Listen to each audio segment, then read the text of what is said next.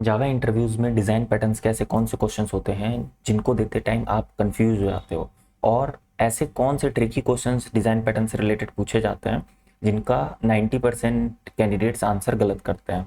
जैसे कि enum singleton का यूज़ कब करना है, या बिल्पुक डिज़ाइन पैटर्न का यूज़ कब करना है, और रिफ्लेक्शन सिंगलटन को कैसे ब्रेक करता है और इसको प्रोटेक्ट कैसे करना है। तो ये सारे क्वेश्चंस के आंसर आज हम इस वीडियो में जानेंगे, और इस वीडियो को लास्ट तक देखने के बाद आप 90% कैंडिडेट से आगे निकल जाओगे सिंगलटन डिज़ाइन पैटर्न्स के क्वेश्चंस में, क्योंकि इस क्वेश्चन में ये कंप्लीट गाइड है। इससे बाहर सिंगलटन डिज़ाइन पैटर्न का कोई भी क्वेश्चन पूछा नहीं जाता है। तो चलो शुरू करते हैं। तो हम आ चुके हैं अपनी इंटरव्यू गाइड पे, और हम स्टार्ट करेंगे थ्योरी एंड फंडामेंटल से, क्योंकि अगर आपके फंडामेंटल्स स्ट्रॉन्ग है तो अगर कोई नया क्वेश्चन बाई चांस आता भी है तो आप उसका आंसर कर लोगे। सबसे important question, what is singleton design pattern, ये आप सब लोगों ने पढ़ रखा है, लेकिन हम इसका रिवीजन कर लेते हैं। So the singleton design pattern is a creational design pattern, okay, that ensures a class has only class, okay, class, we are talking about class, has only one instance throughout the application life cycle and provides a global access point to the instance, okay। ये इसकी definition हो गई। और ये इसकी category क्या है, ये क्रिएशनल डिज़ाइन पैटर्न है। ये गैंग ऑफ फोर्स में आता है design pattern, element of reusable object oriented software, gang of force, okay. Intent ensures one and only one object through out the application, that means एक class का केवल एक ही object होना चाहिए पूरी एप्लीकेशन में। Access, global point of access via static method, मतलब हम जब भी कोई सिंगलटन क्लास बनाते हैं तो उसमें एक स्टैटिक मेथड प्रोवाइड करते हैं जिसका यूज होता है उस क्लास का ऑब्जेक्ट क्रिएट करना। Real world analogy, a country has only one president, जिसके पास हम सब लोग जाते हैं, ठीक है। इसके बाद दूसरा क्वेश्चन आता है कि व्हेन टू यूज सिंगलटन। ये क्वेश्चन व्हाट इज सिंगलटन से ज़्यादा पूछा जाता है, व्हेन टू यूज सिंगलटन। सो जब हमें केवल एक ऑब्जेक्ट की रिक्वायरमेंट हो कि थ्रू आउट द एप्लीकेशन केवल एक ऑब्जेक्ट होना चाहिए, तब हम सिंगलटन डिज़ाइन पैटर्न का यूज़ करते हैं, ओके। और रियल वर्ल्ड प्रोजेक्ट एप्लीकेशन जैसी कौन कौन सी होती हैं, तो डेटाबेस कनेक्शन पूल, जैसे हिकारी पूल होता है आपका स्प्रिंग बूट में, जिसका काम होता है कि कितने डेटाबेस कनेक्शंस बने हुए हैं प्रेजेंट टाइम में डेटाबेस से, तो उनका मैनेजमेंट करना, ओके। जैसे ही एक फ्री हो दूसरी उसको यूज़ करना, इस तरीके से। तो और थ्रेड पूल, जिस एग्जीक्यूटर सर्विस में हमारा थ्रेड पूल होता है, तो एक ही थ्रेड पूल मैनेजर रहेगा जो मैनेज करेगा कि कौन सा थ्रेड बिजी है, कौन सा थ्रेड अब काम करेगा, या कौन सा थ्रेड फ्री रहेगा। लॉगर फ्रेमवर्क, जैसे आप SL4J फ्रेमवर्क यूज़ करते हो, जिसका काम होता है कि थ्रू आउट द एप्लीकेशन कौन कौन से लॉग्स बन रहे हैं उनको एक जगह पे स्टोर करना। इसी तरीके से जब भी हमें किसी भी इन्वायरमेंट में ग्लोबल स्टेट मेंटेन करनी होती है तो वहाँ पे हम सिंगलटन डिज़ाइन पैटर्न का यूज़ करते हैं। इसका हार्डवेयर इंटरफेसेस एक्सेस आप ऐसे मान सकते हो, जैसे printer, spooler, file system, device driver, these are the like hardware sort of singleton design pattern, okay. अब हमारा इसके बाद आता है कि इसका कोर स्ट्रक्चर क्या होता है, ठीक है। ये हमने एक इस सिंगलटन डिज़ाइन पैटर्न पे एक अलग से वीडियो बनाया है, वहाँ पे हमने बहुत डिटेल में पढ़ा है, तो वहाँ पे जाके देख सकते हो अगर आप न्यू हो। अदरवाइज मैं यहाँ पे आपको बताता हूँ कि सबसे पहले तो एक हमें इसका प्राइवेट स्टैटिक इंस्टेंस बनाना होता है, that holds the one and only instance class level पे, ओके। ये एक वेरिएबल बनाते हैं, ठीक। ये एक वेरिएबल होता है where, that holds the instance of the class, okay. ये इंटरनल होता है और प्राइवेट स्टैटिक रहता है, ठीक, जिससे ये क्लास के साथ में ही लोड हो जाए वेरिएबल। उसके बाद में प्राइवेट कंस्ट्रक्टर इसलिए बनाते हैं जिससे कोई न्यू कीवर्ड का यूज़ करके हमारी क्लास का ऑब्जेक्ट ना बना ले, ठीक है। Prevents external instantiation with the new keyword. इसी तरीके से पब्लिक स्टैटिक गेट इंस्टेंस, जैसा कि अभी हमने ऊपर भी पढ़ा कि गेट इंस्टेंस का काम होता है कि ये एक इंटरनल मेथड होगा और ये पब्लिक रहेगा, जिसका यूज़ करके एक्सटर्नल क्लासेज या अदर सर्विसेज हमारी सिंगलटन क्लास का ऑब्जेक्ट बना लें। तो ये गेट इंस्टेंस मेथड हम मोस्टली यूज़ करते हैं, बाकी आप एज पर रिक्वायरमेंट अपने हिसाब से भी बना सकते हो, ठीक। इसके बाद आता है कि सिंगलटन और एक स्टैटिक क्लास में डिफरेंस क्या होता है। ये क्वेश्चन ज़्यादा इंपॉर्टेंट है क्योंकि ये पूछा जाता है, ओके। तो इस क्वेश्चन में आप देखोगे कि इंस्टेंशिएशन, सिंगलटन में only one object is created, static class never instantiated. Inheritance, can implement interface extend classes, मतलब सिंगलटन में हम इनहेरिटेंस का यूज़ कर सकते हैं लेकिन स्टैटिक क्लास में कैन नॉट एक्सटेंड क्लासेस। इसी तरीके से लेजी लोडिंग सिंगलटन में सपोर्टेड होती है, हमने लेजी लोडिंग का एक अलग से वीडियो बना के रखा हुआ है, तो आप वो जाके देख सकते हो।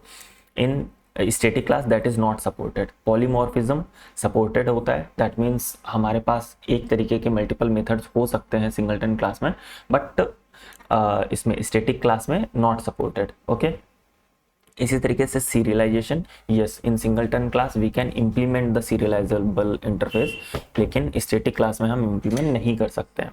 अब reflection and enum, reflection and enum, reflection एक बहुत इंपॉर्टेंट टॉपिक है जो कि स्प्रिंग बूट में भी बहुत ज़्यादा यूज़ होता है। तो इसका हम यूज़ करते हैं सिंगलटन में, लेकिन स्टैटिक क्लास से इसका कोई लेना देना नहीं है। रिफ्लेक्शन का यूज़ होता है सिंगलटन को ब्रेक करने के लिए, स्प्रिंग बूट में इसको हम यूज़ करते हैं इंटरनली बीन क्रिएट करने के लिए, और क्लास डिपेंडेंसी इंजेक्शन के लिए, और एनोटेशन रीडिंग के लिए। तो इन सारे चीज़ों के लिए हम रिफ्लेक्शन का यूज़ करते हैं स्प्रिंग बूट में। सो ये बहुत इंपॉर्टेंट है, इसका वीडियो आप जाके देख सकते हो। Testing and mocking, yes, singleton class can be mocked and tested, but static class is very hard to mock. Okay, ये एक इंपॉर्टेंट क्वेश्चन है, क्योंकि अगर ये क्वेश्चन आपसे पूछा जाता है तो आपको इसका आंसर पता होना चाहिए। ओके, तो अब हम आगे चलते हैं और नेक्स्ट क्वेश्चन देखते हैं कि इसकी इम्प्लीमेंटेशन कौन कौन से तरीके की होती हैं। ये कोडिंग के लिए बोल देते हैं कि okay double check locking singleton करके दिखाओ या बिल बुक सिंगलटन करके दिखाओ, तो वो हम यहाँ पे कवर करेंगे। तो सबसे जो आसान होती है वो ईगर इनिशियलाइजेशन होती है। कौन सी इनिशियलाइजेशन होती है? Eager one. ओके, सो इसमें क्या होता है कि instance is created at class loading. Eager means as soon as the class will be loaded object will be created. अगर वो यूज में नहीं है तब भी आपका ऑब्जेक्ट वहाँ पे अवेलेबल रहेगा। अगर कोई दूसरी सर्विस या दूसरी क्लास उसको यूज नहीं कर रही है, still the object will be loaded and will be present in the memory. So ये एक मेमोरी ओवरहेड होता है कि अगर ऑब्जेक्ट यूज में नहीं है स्टिल वो मेमोरी में रहता है। ये इसका एक ड्रॉबैक होता है, लेकिन ये बहुत इजी टू क्रिएट होती है। अब इसकी अगर हम प्रॉपर्टीज की बात करें, सबसे पहले एक हमने इसका वेरिएबल बनाया जिसका काम है सिंगलटन को होल्ड करना। उसके बाद में प्राइवेट कंस्ट्रक्टर बनाया, और फिर हम गेट इंस्टेंस मेथड बनाते हैं इंस्टेंस को रिटर्न करने के लिए। ओके, जैसा अभी हमने यहाँ पे बताया था कि इसके प्रॉस एंड कॉन्स क्या होते हैं। ये थ्रेड सेफ होती है, ठीक है। नो सिंक्रोनाइजेशन मीन्स आपको अलग से थ्रेड सेफ इंप्लीमेंट करने की जरूरत नहीं होती है, लेकिन ये मेमोरी में लोडेड रहती है। और इसको यूज़ कब करना रहता है, कब इसको हम यूज़ करते हैं? तो जब हमें इंस्टेंस लाइट वेट चाहिए हो, ठीक है, हमें बहुत जल्दी चाहिए हो और ऑलवेज नीडेड हो। दैट मीन्स ऐसा ना हो कि हमने बना के रख लिया लेकिन उसकी ज़रूरत नहीं पड़ रही है। इसके बाद आता है हमारा लेजी इनिशियलाइजेशन। दैट मीन्स कि जब हमें ऑब्जेक्ट जब चाहिए हो केवल तब बने, इसको बोलते हैं lazy initialization. So instance created only when first requested, not suitable for multi threaded environments. इसका मतलब हो गया कि मल्टी थ्रेडेड इन्वायरमेंट में ये सेफ नहीं होता है। तो इसमें देखो हमने चेंज क्या किया है कि हमने इंस्टेंस बनाया, ठीक है, प्राइवेट कंस्ट्रक्टर बनाया, लेकिन इंस्टेंस को वैल्यू कहाँ पे दे रहे हैं, इंस्टेंस की वैल्यू कहाँ पे दे रहे हैं, हम उसको चेक कर रहे हैं कि if instance equals to none. जब पहली बार कोई रिक्वेस्ट करेगा तब हम चेक करेंगे इंस्टेंस इक्वल्स टू नल, उसके बाद में हम उसको एक वैल्यू दे देंगे, ठीक है। तो और उसके बाद में इंस्टेंस रिटर्न कर देंगे। अगर नल है तो क्रिएट होगा, otherwise already created instance return हो जाएगा। अब इस पार्ट में, ये वाला जो पार्ट है, इसके अंदर आती है प्रॉब्लम कि एक साथ दो थ्रेड्स आ गए इस लाइन पे, यहाँ पे, तो इसके मल्टीपल इंस्टेंस भी क्रिएट हो सकते हैं। So it is not suitable for multi threaded environment, ठीक। अब यहाँ पे ये मेमोरी एफिशिएंट होता है, ठीक। इसके प्रॉन्स हैं, कौन से? Not suitable for multi threaded environments. And कब इसको यूज करना चाहिए? जब सिंगल थ्रेडेड एनवायरनमेंट हो, आपको जल्दी चाहिए हो और सिंगल थ्रेडेड एनवायरनमेंट हो, वहां पे आप लेजी इनिशियलाइजेशन यूज कर सकते हो। इसके बाद आता है हमारा thread safe synchronized method. That means हम इसमें क्या करते हैं कि हम एक सिंक्रोनाइज्ड मेथड यूज करते हैं। हमने सबसे पहले एक सिंगल इंस्टेंस का वेरिएबल बनाया, उसके बाद में प्राइवेट कंस्ट्रक्टर बनाया, लेकिन उसके बाद में हमारा सब कुछ सेम रहा जैसा हमारा लेजी इनिशियलाइजेशन में था, एकदम सब सेम है। केवल ये एक नया कीवर्ड आ गया है, सिंक्रोनाइज्ड कीवर्ड हम मेथड लेवल पे ऐड कर देते हैं। गेट इंस्टेंस मेथड में हम सिंक्रोनाइज्ड ऐड कर देते हैं। इससे क्या होगा, इस लेवल के आगे केवल एक थ्रेड जा सकता है एक टाइम पे, ठीक है। तो इससे क्या होता है कि हमारा ये सूटेबल हो जाता है मल्टी थ्रेडेड एनवायरनमेंट में, और हम इसको आसानी से मल्टी थ्रेडेड एनवायरनमेंट में यूज़ कर सकते हैं। हम लेजी इनिशियलाइजेशन को मल्टी थ्रेडेड एनवायरनमेंट में यूज़ कर लेते हैं, लेकिन इसका नुकसान क्या होता है? ये थ्रेड सेफ तो होता है, लेकिन इसका नुकसान होता है कि परफॉर्मेंस। अगर 100 थ्रेड्स हैं, ठीक है, और ऑब्जेक्ट आपका एक बार क्रिएट भी हो चुका है, एक पहले थ्रेड ने जाके यहाँ पे क्रिएट कर दिया, स्टिल 99 थ्रेड्स में से अगर एक थ्रेड भी इसके अंदर है तो बाकी के 98 यहाँ पे वेट करते रहेंगे, ठीक है। 1 बाई 1 ही वो इस मेथड के अंदर जा सकते हैं, एक साथ नहीं जा सकते हैं। तो अगर आपका बहुत ज़्यादा परफॉर्मेंस ऑप्टिमाइज्ड है एप्लीकेशन, तो वहाँ पे आपको ये यूज़ नहीं करना होता है, ये low performance critical code with multi threading. तो इस चीज़ को आपको ध्यान रखना होगा कि अगर मल्टी थ्रेडेड इन्वायरमेंट है और परफॉर्मेंस ऑप्टिमाइज्ड आपको चाहिए, कि दैट मीन्स आपके थ्रेड्स को वेट ना करना पड़े, उस कंडीशन में आप ये यूज़ नहीं करोगे, अदरवाइज आप इसको यूज़ कर सकते हो। अगर आपको परफॉर्मेंस भी चाहिए तो उसके लिए आता है डबल चेक्ड लॉकिंग इम्प्लीमेंटेशन, ठीक है। reduces synchronization overhead by only synchronizing the block when the instance is null, uses volatile to prevent instruction reordering, okay। तो इसमें सब कुछ सेम रहता है। हम इसमें क्या करते हैं, सिंगलटन इंस्टेंस का जो वेरिएबल बनाया है हमने, उसमें वॉलेटाइल कीवर्ड ऐड कर देते हैं, ठीक है। उसमें वॉलेटाइल कीवर्ड ऐड कर देते हैं। इससे क्या होगा कि अभी वॉलेटाइल का काम मेनली यही होता है कि आपको जितने भी रीड राइट ऑपरेशंस होंगे वो तुरंत अदर थ्रेड्स को भी अवेलेबल हो जाएंगे। दैट मीन्स वो सीधे मेमोरी पे राइट होते हैं, सारे थ्रेड्स को तुरंत अवेलेबल हो जाते हैं। इसके बाद एक हम बनाते हैं प्राइवेट कंस्ट्रक्टर और फिर वही हमारा गेट इंस्टेंस मेथड। लेकिन यहाँ पे आप नोटिस करोगे सिंक्रोनाइज्ड कीवर्ड हट चुका है। पहले हम चेक करते हैं if instance equals to null, फिर हम यूज करते हैं सिंक्रोनाइज्ड ब्लॉक, ठीक है। ब्लॉक क्या कर रहा है, मॉनिटर कर रहा है हमारी सिंगलटन क्लास को, और हम दोबारा से चेक कर रहे हैं if instance equals to null, ठीक। इसी कारण से ये फर्स्ट चेक सेकंड चेक, इसी कारण से इसको बोला जाता है डबल चेक्ड लॉकिंग, ठीक है। इसी कारण से हम इसको बोलते हैं डबल चेक लॉकिंग, ठीक। अब एक थ्रेड ने यहाँ पे बना दिया हमारा इंस्टेंस, फिर बाकी थ्रेड्स आएंगे वो यहाँ से रिटर्न हो जाएंगे, यहाँ से उनको ऑब्जेक्ट मिल जाएगा। इसमें देखो सारे थ्रेड्स यहाँ तक अलाउड हैं, 99 थ्रेड्स यहाँ तक आ सकते हैं। अगर हमारे पास 100 थ्रेड्स हैं, 99 थ्रेड्स यहाँ तक आ सकते हैं। दैट मीन्स उन्हें यहाँ पे ही पता चल जाएगा कि थ्रेड बना हुआ है, उन्हें सिंक्रोनाइज में वेट करना ही नहीं पड़ेगा, वो सीधे यहाँ से यहाँ आ जाएंगे और ऑब्जेक्ट को रिटर्न कर देंगे। तो ये होता है परफॉर्मेंस ऑप्टिमाइज, ठीक है। तो इसका फायदा क्या है, ये थ्रेड सेफ है और हाई परफॉर्मेंस देता है। कॉम्प्लेक्स कोड, इसका कोड थोड़ा सा आपने देखा कि कोड थोड़ा सा बड़ा हो गया है, ठीक। और इसके बाद इसका तीसरा यूज केस क्या है कि most production multi threaded scenarios standard enterprise choice, ठीक है। ये इंटरप्राइज एप्लीकेशंस में काफी यूज होता है। लेकिन अभी रियल वर्ल्ड एप्लीकेशंस में हमारा बिल्पुग इंप्लीमेंटेशन यूज होता है, इनिशियलाइजेशन ऑन डिमांड होल्डर, ठीक है। ये थोड़ा सा ज़्यादा इंपॉर्टेंट है और ये ज़्यादा यूज होता है, और इंटरव्यूज में ये सीधे पूछ लिया जाता है कि बताओ बिल्पुग सिंगलटन इंप्लीमेंटेशन कौन सी होती है। तो आपको ये भी याद रखनी है। तो इसमें अलग क्या होता है, ये पहले आप कोड समझो। सबसे पहले हमने एक प्राइवेट कंस्ट्रक्टर बनाया, ठीक। इसके बाद में हमने, आप यहाँ पे देख रहे हो, हमने इसका इंस्टेंस डायरेक्टली नहीं बनाया। इंस्टेंस बनाने के लिए हमने क्या किया, एक स्टैटिक क्लास बनाई जिसका नाम है होल्डर।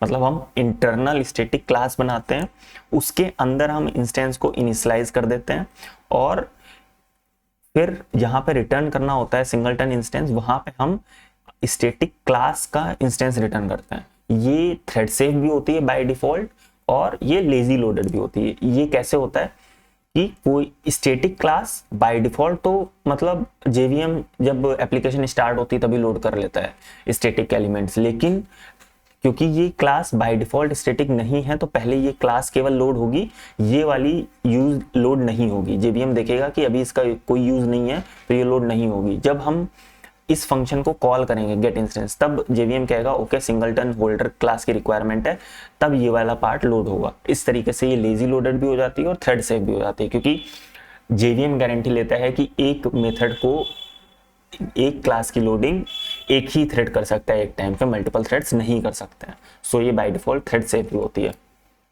तो इसके फायदे हैं lazy, thread safe, no synchronization overhead, clean code, ठीक है। Slightly less intuitive for beginners, beginners के लिए कठिन है, लेकिन आप क्योंकि ये पढ़ रहे हो तो आप इसको अगर इंटरव्यू में बताओगे तो आपको बहुत हेल्प मिलेगी, ठीक है। इसको यूज कम करना होता है, मॉडर्न अप्रोचेस में यही यूजफुल होती है, ठीक है। इसके बाद आ जाता है इनम सिंगलटन। अगर आपको कुछ ऐसा चाहिए जिसको मतलब बहुत जल्दी भी चाहिए और जो ब्रेक भी ना हो रिफ्लेक्शन वगैरह से, तो उसके लिए हम इनम सिंगलटन यूज करते हैं। यहाँ पे लिखा भी है best practice against reflection and serialisation, ठीक। तो जोशुआ ब्लोच थे, उन्होंने बताया था कि हमें इनम यूज करना चाहिए क्योंकि इसे हमें प्रोटेक्ट करने की अलग से जरूरत नहीं होती, क्योंकि जेवीएम बाय डिफॉल्ट रिफ्लेक्शन और सीरियलाइजेशन अलाउ नहीं करता इनम क्लासेस पे। हम इनम पे इम्प्लीमेंट नहीं कर सकते सीरियलाइजेबल इंटरफेस, इसी के लिए इनम सिंगलटन स्टार्ट हुआ था। तो यहाँ पे ये इजी करना बहुत आसान होता है। हम क्लास की जगह इनम कीवर्ड यूज कर लेते हैं और सिंगलटन और उसका इंस्टेंस इस तरीके से बस हमें लिखना होता है, एंड दैट्स इट। अब हमको इसको कहीं पे यूज करना होगा तो हमें इस तरीके से यूज करना होगा, हमें सर्विस में से यूज करना है। तो इनम मतलब हमारी क्लास का इनम का भी जो भी नाम था वो dot instance and do something, it's very easy to use, okay. तो इसके प्रॉस में देखो यही लिखा हुआ है कि it is safe for the reflection and serialisation safe होता है, एंड सिंपलेस्ट एंड सेफेस्ट, मतलब बहुत आसान है, 3 से 4 लाइन का कोड होता है आपका। और इसका cons, can not lazy initialize, can not extend for other classes, so ये इसके कॉन्स हैं, ठीक।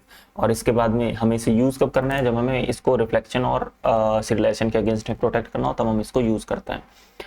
अब इसके बाद में आता है कि आपके जो मोस्टली इंटरव्यूज क्वेश्चन पूछे जाते हैं, ठीक है, वो हम स्टार्ट कर रहे हैं, theory interview questions. Okay, so what is the singleton design pattern, define it formally, so ये हम पढ़ चुके हैं, तो इसे पढ़ने की दोबारा कोई ज़रूरत नहीं है। इसके बाद में हमारा आता है what is the construct, why is the constructor private in singleton. So ये आपको मैंने स्टार्टिंग में ही बताया था कि हम कंस्ट्रक्टर प्राइवेट रखते हैं जिससे कोई भी हमारा ऑब्जेक्ट न्यू कीवर्ड का यूज करके ना बना ले, कोई भी सर्विस, कोई भी क्लास न्यू कीवर्ड का यूज करके हमारा ऑब्जेक्ट ना बना ले, इसके लिए हम यूज करते हैं प्राइवेट कंस्ट्रक्टर, ठीक है।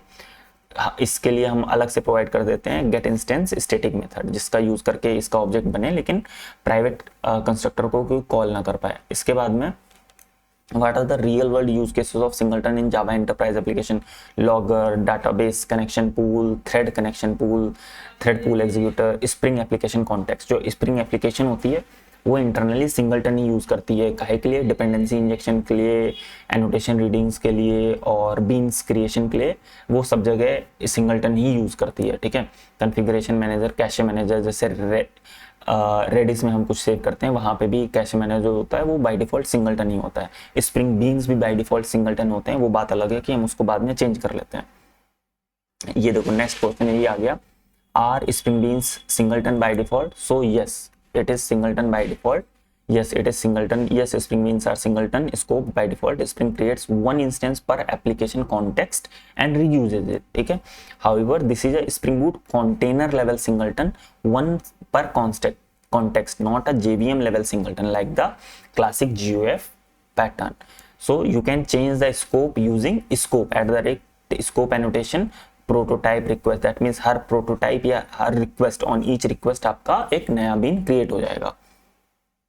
What is the difference between singleton pattern and spring singleton. So singleton pattern by default singleton, that means पूरी आपकी एप्लीकेशन में क्लास का केवल एक ही ऑब्जेक्ट होना चाहिए, ठीक है। लेकिन स्प्रिंग सिंगलटन का क्या यूज होता है, ये एप्लीकेशन कॉन्टेक्स्ट में होता है, ठीक। Singleton pattern JVM class loader के लिए होता है, बट स्प्रिंग सिंगलटन क्या होता है आपका एप्लीकेशन कॉन्टेक्स्ट में। इसका मतलब हो गया एक एप्लीकेशन में अगर मल्टीपल एप्लीकेशन कॉन्टेक्स्ट हैं या स्प्रिंग बूट कंटेनर्स हैं, तो वहाँ पे एक क्लास के मल्टीपल इंस्टेंस हो सकते हैं, एक सिंगलटन क्लास के मल्टीपल इंस्टेंस हो सकते हैं वहाँ पर। तो यहाँ पे लिखा हुआ है spring does not require a private constructor, the class can instantiated externally, ठीक है। तो ये चीज आप ध्यान रखना।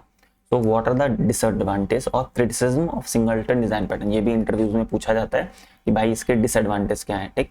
तो आपको याद रखना है कि ग्लोबल स्टेट, मतलब आप एक जगह जो स्टेट बनाओगे वो सब जगह शेयर्ड हो जाएगी। हिडन डिपेंडेंसीज, कई बार ऐसा होता है कि classes does not declare there dependency on the singleton, that means singleton क्योंकि सब जगह शेयर हो जाती है और आपको ऐसा चाहिए होता है कि वो सब जगह शेयर ना हो, तो आप उस पर डिपेंड नहीं कर सकते। टाइट कपलिंग होती है, भाई गेट इंस्टेंस का यूज करके ही आप मेथड क्रिएट कर सकते हो। थ्रेड सेफ्टी इशूज, अगर आप सही से इंप्लीमेंटेड नहीं है तो थ्रेड सेफ्टी आती है, लेकिन अब तो आप बिल पुक सिंगलटन या डबल चेक लॉकिंग सिंगलटन का यूज करके इसे ध्यान में रख सकते हो।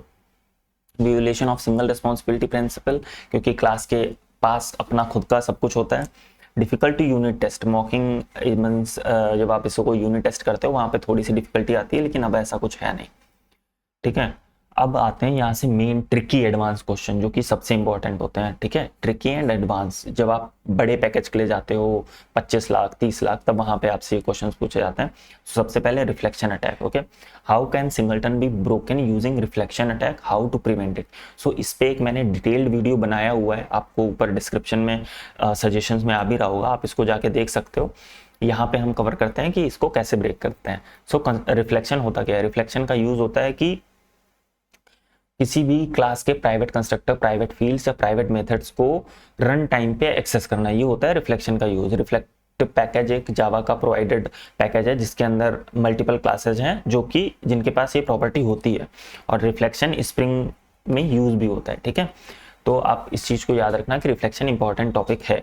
उसके बाद में हम क्या करते हैं, इसमें एक हमारी सिंगलटन क्लास का बाय डिफॉल्ट हम उसका जो प्राइवेट कंस्ट्रक्टर होता है वो एक्सेस करते हैं रिफ्लेक्शन का यूज़ करके, उसको एक्सेसिबल ट्रू करते हैं और उसके बाद में उसका न्यू इंस्टेंस बना देते हैं। लेकिन सिंगलटन में तो अलाउ ही नहीं होता कंस्ट्रक्टर के थ्रू ऑब्जेक्ट बनाना, तो यहाँ पे हमारा सिंगलटन ब्रेक हो जाता है। इवन बिलपुक सिंगलटन भी ब्रेक हो जाता है।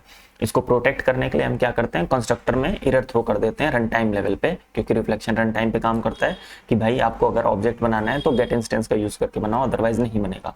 अगर आपको यहाँ पे समझने में प्रॉब्लम आ रही है तो आप हमारा डिटेल्ड वीडियो जो मैंने बना रखा है वो जाके देख सकते हो। इसके बाद में सीरियलाइजेशन अटैक, अगर कोई क्लास इंप्लीमेंट कर रही है सीरियलाइजेबल इंटरफेस तो वहाँ पे सीरियलाइजेशन अटैक भी पॉसिबल है।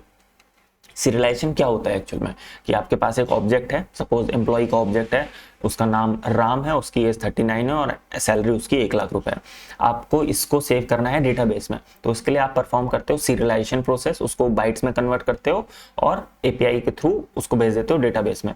अब आपको जब वहां से वापस से ऑब्जेक्ट गेट करना पड़ता है, सपोज आप सेम ही एप्लीकेशन में आपने एम्प्लॉय ऑब्जेक्ट को सेव किया, उसके बाद में वापस से उसको गेट किया, तो वहां पे वो 2 ऑब्जेक्ट्स बन जाते हैं। ठीक है, वहां पे बन जाते हैं 2 ऑब्जेक्ट्स, तो उसके लिए इसे बोलते हैं serialisation attack. That mean same application में सेम ऑब्जेक्ट सिंगलटन क्लास के 2 ऑब्जेक्ट्स बन गए। ठीक, तो इसे हम बोलते हैं सीरियलाइजेशन अटैक। इसको हम रिजॉल्व कैसे करते हैं, तो एक रीड रिजॉल्व फंक्शनैलिटी होती है, इसको हम अपनी क्लास में इंप्लीमेंट कर लेते हैं और ये गेट इंस्टेंस मेथड को ही कॉल करवा देता है। रीड रिजॉल्व दैट मीन्स जब जेवीएम डीसीरियलाइज करता है ऑब्जेक्ट को, उससे पहले वो चेक करता है कि जिस क्लास का ऑब्जेक्ट वो डीसीरियलाइज कर रहा है क्या उसने रीड रिजॉल्व फंक्शन को इंप्लीमेंट कर रखा है या नहीं। अगर इंप्लीमेंट कर रखा होता है तो नॉर्मली वो रीड रिजॉल्व से जो ऑब्जेक्ट रिटर्न हो रहा होता है वो रिटर्न कर देता है। सीरियलाइजेशन अटैक पे भी मैंने एक डिटेल्ड वीडियो बना रखा है, तो आप वो जाके देख सकते हो। इसके बाद में आता है क्लोनिंग अटैक। क्लोनिंग मतलब आपका एक ऑब्जेक्ट बना है, ऑब्जेक्ट क्रिएशन प्रोसेस बहुत कठिन है, तो आप क्लोन का यूज कर लेते हो। ठीक है, इसका मतलब अगर कोई क्लास क्लोनेबल इंटरफेस को यूज कर रही है और क्लोन ऑब्जेक्ट तो उसके पास क्लोन ऑब्जेक्ट होगा तो वो उस ऑब्जेक्ट को क्लोन करके एक नया ऑब्जेक्ट बना सकती है। ठीक है, तो हमें क्या करना होता है, हमें ओवरराइड करना पड़ता है क्लोन मेथड को, और इसके अंदर हमें एरर थ्रो कर देते हैं क्लोन नॉट सपोर्टेड की। इससे क्या होता है कि हमारा नया ऑब्जेक्ट अगर singleton class any how clonable interface use भी कर रही है और हमने यहाँ पे एरर थ्रो कर दी रन टाइम वाली क्लोन नॉट सपोर्टेड एक्सेप्शन, तो फिर किसी भी तरीके से क्लोन करने पे हमारा नया ऑब्जेक्ट नहीं बनेगा। ओके, अब आ गया हमारा multi threading volatile. Why is volatile required in double check locking. So volatile keyword का मैंने अभी आपको यूज बताया था। इसका यूज यही होता है कि अगर मल्टीपल थ्रेड्स हैं वहां पे, तो जो वेरिएबल है उसकी जो भी वैल्यू चेंज हो वो इंस्टेंटली मेमोरी में अवेलेबल हो जाए। दैट मीन्स जब अलग थ्रेड रीड करे उसको, तो उसको जो लेटेस्ट वैल्यू है वो मिले। ये काम होता है वोलेटाइल कीवर्ड का। अगर हम वोलेटाइल कीवर्ड यूज नहीं करेंगे तो क्या होगा कि हमारा जो थ्रेड्स की इंटरनल मेमोरी होती है, थ्रेड कैशे जो बोली जाती है, उसमें वैल्यू सेव करते हैं थ्रेड्स। तो बाय डिफॉल्ट अगर किसी भी वेरिएबल पे वोलेटाइल नहीं है तो थ्रेड्स उसकी वैल्यू अपने कैशे में सेव करते हैं, ना कि मेमोरी पे। और जब हम मेमोरी यूज कर लेते हैं तब वो सीधे सीधे जब हम वोलेटाइल यूज कर लेते हैं तब वो सीधे सीधे मेमोरी पे सेव हो जाती है। तो ये काम होता है वोलेटाइल कीवर्ड का। तो डबल चेक लॉकिंग में क्योंकि हम मल्टीपल थ्रेड इन्वायरमेंट के लिए बना रहे होते हैं, तो इसके लिए हम वोलेटाइल कीवर्ड यूज करते हैं। इसके बाद आता है क्लास लोडर अटैक। ये थोड़ा सा एडवांस लेवल पे हम जा रहे हैं, जहाँ पे मतलब आप ऐसे समझ सकते हो कि हम मल्टीपल क्लास लोडर यूज कर रहे हैं अपनी सिंगलटन क्लास को यूज करने के लिए। अभी तो मतलब आपको ये लग रहा होगा कि शायद ये बहुत एडवांस है, लेकिन जब आप प्रोडक्शन लेवल एप्लीकेशंस पे जाते हो जहाँ पे मल्टीपल सर्विसेज एक साथ रन कर रही होती हैं, वहाँ पे क्लास लोडर अटैक पॉसिबल होता है। ठीक है, can multiple class loader break singleton, how to prevent it. Yes, if two class loader each load the singleton class independently, each gets its own क्लास definition and therefore its own static instance resulting in 2 singletons.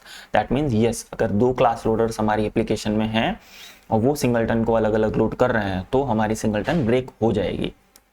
इसको prevent करने के लिए हमें क्या करना पड़ता है कि हमें वहां पे डिफाइन करना पड़ता है अपना क्लास लोडर, कि भाई हम सिस्टम क्लास लोडर यूज करेंगे, ये हम क्लास में ही डिफाइन कर देते हैं। ठीक है, alternatively specify the class loader specifically, कि इस क्लास के लिए हम यही क्लास लोडर यूज करना है, दैट्स इट। ठीक, इस तरीके से हम इसे बता सकते हैं। अब इसके बाद में नेक्स्ट क्वेश्चन है why volatile alone is not enough. कि हमने डबल चेक लॉकिंग में वोलेटाइल कीवर्ड लगा तो दिया था, लेकिन फिर भी हमें सिंक्रोनाइज्ड ब्लॉक यूज करने की जरूरत क्यों पड़ गई थी? तो इसका आंसर है कि हमारा जो सिंक्रोनाइज्ड है वो मेमोरी पे तो अवेलेबल हो जाता है, ठीक है, मेमोरी पे तो अवेलेबल हो जाता है, लेकिन इसका मतलब ये थोड़ा ना है कि अगर मेमोरी पे अवेलेबल हो गया तो बाकी ऑब्जेक्ट्स, बाकी जो थ्रेड्स हैं वो चेक करना बंद हो जाएंगे। सपोज हमारा एक थ्रेड अभी उसने ऑब्जेक्ट क्रिएट किया है एंड वो मेमोरी में राइट कर रहा है, उसी टाइम पे दूसरे थ्रेड ने भी वैल्यू रीड कर ली, उस टाइम पे तो वो नल वैल्यू होगी, ठीक है, तो वो एटॉमिसिटी प्रॉमिस नहीं कर पाता है। विजिबिलिटी होती है लेकिन एटॉमिसिटी नहीं होती है, इस कारण से हमें सिंक्रोनाइज्ड भी लगाना पड़ता है। अब इसके बाद में इनम, इनम क्योंकि हमारा लेटेस्ट इंप्लीमेंटेशन है, तो enum, why does enum prevent reflection attack but regular singleton doesn't? क्योंकि जो इनम है उसमें प्राइवेट कंस्ट्रक्टर वगैरह कुछ होता ही नहीं है, सीधे ऐसे समझो, the Java language specification explicitly forbids using reflection to invoke constructor of enum type. तो इनम में हमारा कंस्ट्रक्टर वगैरह, हम जावा की डेफिनेशन इसी तरीके से है कि वो हम यूज नहीं कर सकते, तो सिंपल इसी कारण से इनम सेफ है और हम उसमें यूज करते हैं अगर हमें रिफ्लेक्शन और सिरिलाइजेशन से अटैक से प्रॉब्लम होती है। इसके बाद में हम आ गए हमारे इम्प्लीमेंटेशन कंपैरिजन पे। इसका आप स्क्रीनशॉट ले लो क्योंकि ये आपके लिए हेल्पफुल रहने वाली है इंटरव्यूज में। अब बस आप इसे देख के चले जाना, वॉक इन इंटरव्यू है, आपने इसे देख लिया इंटरव्यू से पहले और आपका आधे से कुछ ज़्यादा क्वेश्चन तो कवर हो जाएंगे इसमें, ठीक है। अब इसके बाद में आते हैं हमारे कोडिंग क्वेश्चंस, ठीक, जो कि बोल दिया जाता है कि लॉगर सिंगलटन इंप्लीमेंट करके दिखाओ, तो ये बहुत आसान होता है, हम अभी इसको कर सकते हैं। सिंपली जो हमने रूल्स डिसाइड किए थे वही, सबसे पहले एक हमने लॉगर बनाया, ठीक है, उसका कंस्ट्रक्टर प्राइवेट बनाया, लॉगर का इंस्टेंस भी प्राइवेट है, प्राइवेट होना चाहिए दोनों चीज़ें। उसके बाद में हमने गेट इंस्टेंस मेथड बनाया और हमने डबल चेक लॉकिंग यहाँ पे यूज़ की है, इसीलिए हमने वोलेटाइल कीवर्ड लगाया और सिंक्रोनाइज ब्लॉक बनाया। और हम चेक कर रहे हैं कि अगर ये नल है तो हम नया रिटर्न कर दे रहे हैं, और अगर ये नल नहीं है तो सिंक्रोनाइज इसके बाहर नया इंस्टेंस रिटर्न कर दे रहे हैं, ठीक है। तो अब जिसको भी यूज करना होगा वो सिंपली इसे कॉल करके यूज कर सकता है। इसी तरीके से डेटाबेस कनेक्शन सिंगलटन भी बोल देते हैं इंप्लीमेंट करने के लिए। अगर आप बहुत अच्छी इंटरव्यू कंपनी में इंटरव्यू दे रहे हो तो ये आप पढ़ लेना। अगर आपका किसी अच्छी इंटरव्यू में किसी अच्छी कंपनी में इंटरव्यू है तो ये आपके लिए एक इंपॉर्टेंट क्वेश्चन है। सो सिंगलटन विद रिफ्लेक्शन प्रोटेक्शन, ये हमने अभी ऊपर पढ़ा है तो इसको आप रिवाइज कर सकते हो वहाँ पे जाके। इसका कोड मैंने एक अलग वीडियो में डिटेल्ड वीडियो बना रखा है, तो वहाँ पे भी आप जाके इसे बहुत अच्छे से समझ सकते हो। ये इंपॉर्टेंट टॉपिक है क्योंकि ये क्वेश्चन बहुत अच्छे से पूछा जाता है, मुझसे भी पूछा गया है। I do have more than 5 years of experience in spring boot and Java development. ये एक इंपॉर्टेंट क्वेश्चन है, इसको बहुत अच्छे से पढ़ के जाना आप, ठीक है। सीरियलाइजेशन सेफ सिंगलटन, ये भी मैंने आपको बताया कि हम इसको कैसे करते हैं। हम एक रीड रिजॉल्व फंक्शन का इंप्लीमेंटेशन कर देते हैं, ओवरराइड कर लेते हैं अपनी क्लास में, जिससे हम सीरियलाइजेशन के अगेंस्ट अपनी क्लास को प्रोटेक्ट कर सकते हैं। इसका भी एक डिटेल वीडियो मैंने बना रखा है, तो वहां पे आप जाके देख सकते हो, ठीक है। अब यहाँ पे आपका क्विक रिवीजन है। अगर आपको ये पूरी सीट चाहिए, ठीक है, ये सारे इंटरव्यू क्वेश्चंस आपको चाहिए तो आप कमेंट कर दो, मैं आपको वहां पे लिंक प्रोवाइड कर दूंगा, ठीक है। तो इसके साथ में मुझे पूरा भरोसा है कि अब सिंगलटन डिजाइन पैटर्न से रिलेटेड कोई भी क्वेश्चन में आप फंसने वाले नहीं हो। आप सभी 90% लोगों से आगे निकल चुके हो। इसी तरीके से हम आगे वीडियोस बनाएंगे बिल्डर डिजाइन पैटर्न पे, एडॉप्टर डिजाइन पैटर्न पे and more advance design pattern जैसे chain of responsibility design pattern पे। तो आप सब्सक्राइब कर लो चैनल से, जिससे आपसे कोई भी वीडियो मिस ना हो और आपकी इंटरव्यू की प्रिपरेशन अच्छी चलती रहे।